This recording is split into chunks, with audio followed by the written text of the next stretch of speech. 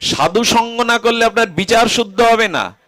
এই কথা শুনে গিয়ে কালকে টেলিভিশনের সামনে কোনো অশ্লীল দৃশ্য গেলে আপনার বিবেকে বাঁধবে, একটা কুদৃশ্য আমাকে ভাসিয়ে নিতে পারে, আচ্ছা এটা আমি দেখব না।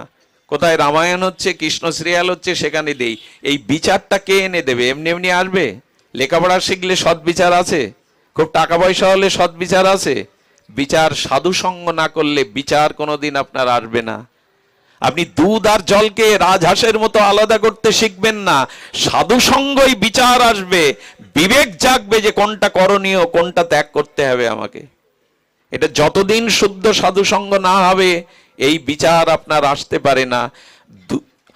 ঘোল মন্থন করলে, দধি মন্থন করলে তবে মাখন ওঠে, জল মন্থন করলে ওঠে না। তেমন অন্য কিছুর দ্বারা আপনার শুদ্ধ বিবেক জাগবে না, সাধু সঙ্গ করলেই বিবেক জাগবে। আরো দুটি কথা বারবার বলতে ইচ্ছা করে, বারবার বলি। দেখুন, এই বিচার বিবেক না থাকলে ভজন পথে এসেও আমরা এগোতে, আপনার যদি সঠিক বিচার না থাকে, সঠিক সুবুদ্ধি না থাকে, এই ভজন পথে এসে শুনেছেন অনেকের পতন হয়েছে। ছিল বাবাজি, এখন সংসারী হয়ে গেছে, আশ্রমের টাকা মেরে দিয়ে আর একটা বিয়ে করে এখন সংসারী। শোনেন না সাধু সমাজের পতন?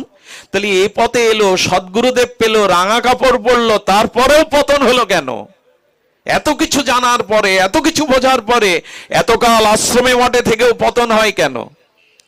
এর কারণ তার বিচার প্রকৃত শুদ্ধ হয়নি।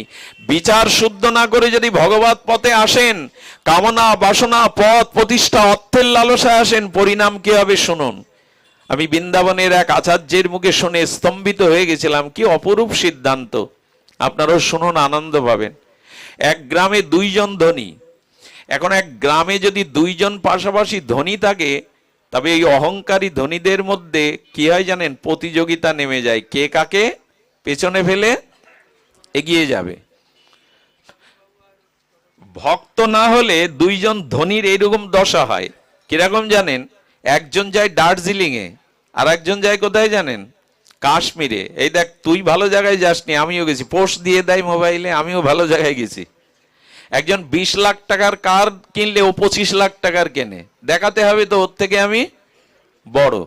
এই করতে করতে অহংকার এত বৃদ্ধি পেয়েছে, কেউ কারোর পেছনে ফেলতে না পেরে ওদের ভিতর হিংসার আগুন জ্বলছে, রাত দিন প্রতিযোগিতা নেমে গেছে।